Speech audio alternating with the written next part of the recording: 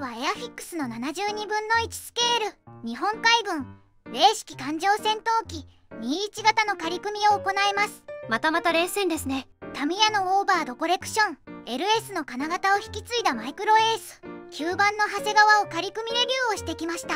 そうでした。それで今回はエアフィックスですか？そうなのだ。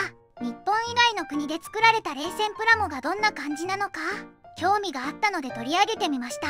今回は青い目で見た冷戦ってわけね。その昔日本のメーカーが作ったスピットファイアも胴体株の表現が甘かったりと本場イギリスの人からすると違和感があったのかもね。自国の戦闘機なので肥えた目で見ますからね。今回のキットは2012年発売。割と最近のキット。そこまでの違和感はないと思います。新金型でいわゆる赤箱ね。赤箱だからといって安心していると旧キットが入っているトラップもありますが、冷戦の旧キットが発売されたのは1959年ね。2009年まで旧キットが発売されていたのね。2009年のパッケージは赤箱なので注意が必要です。2011年以降のパッケージから新金型となります。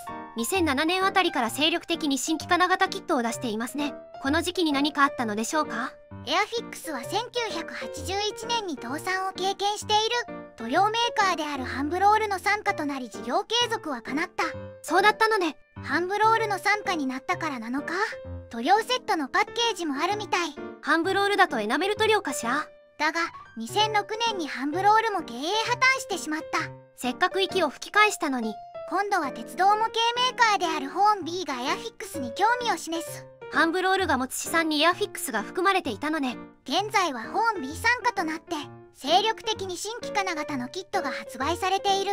それらが赤箱ね。新生エアフィックスというわけね。もちろん過去の資産も生かしながらだけども。ちなみにこのキットの発売時価格は良心的でした。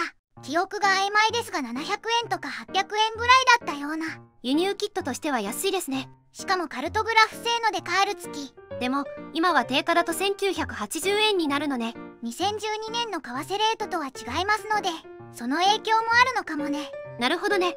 生産はインドの工場で行っているみたいです。微型剤がついているようなので洗ってからスタート。どうやら乾いたみたいですね。ちなみに72分の1スケールの他メーカーの動向はタミヤの冷戦21型の回で紹介しています。概要欄にリンクを貼っておきますね。ご興味があれば見ていただけたらと思います。まずはパッケージ内容を確認するのだ。お願いします。パッケージイラストは CG かな。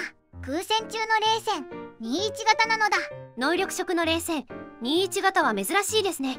パプアニューギニアで1944年箱裏には第201海軍航空隊とある。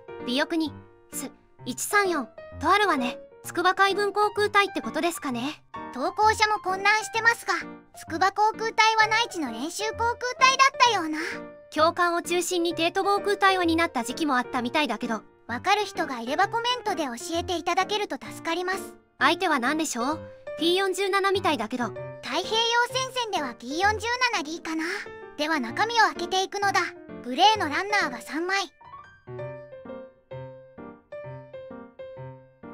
透明パーツが1枚、デカール、組み立て説明書なのだ。塗装図、マーキングは1種類。第201海軍航空隊トベラ飛行場パプアニューギニア1944年となる。一旦箱裏の表記通りにしておきましょうか。部品点数は47点。72分の1の対戦機キットでは部品数は普通かしら。ではエアフィックスの72分の1スケール日本海軍零式艦上戦闘機21型の仮組みを始めるのだ。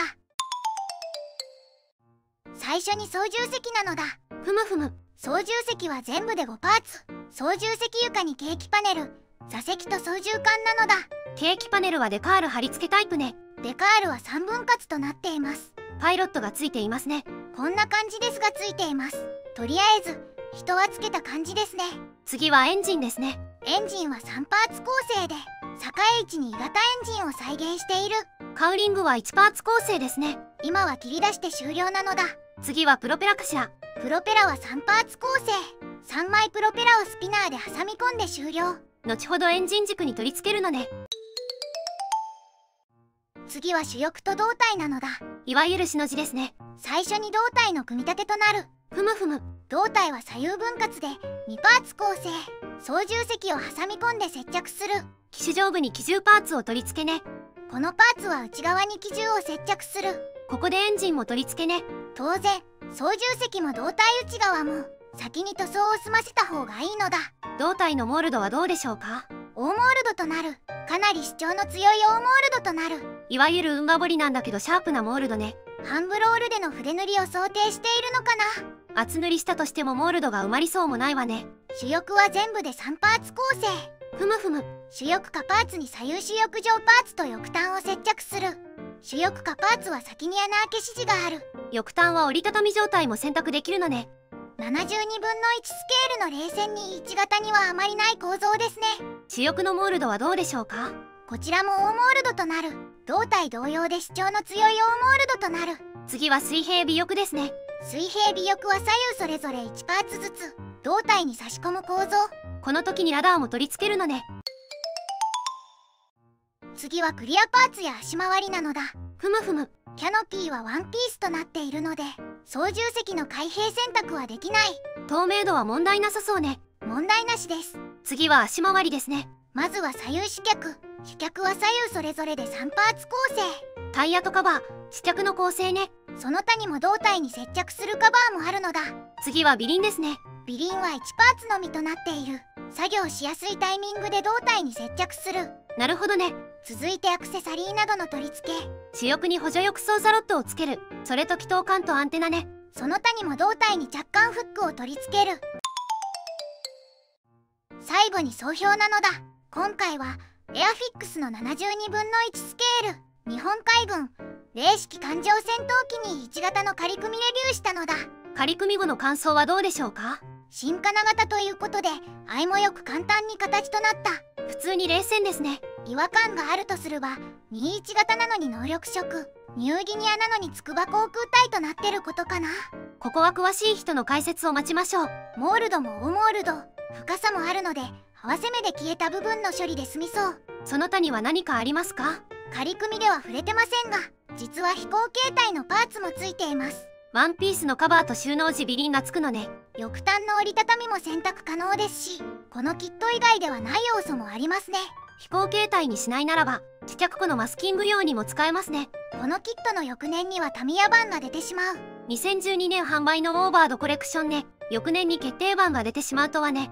残念。当時は低価格でカルトグラフ製のデカールがつくのでお得かつ特徴のあるキットだったのかもしれない。今だとちょっとお高いわね。ではでは動画を最後までご視聴していただきありがとうございますなのだ。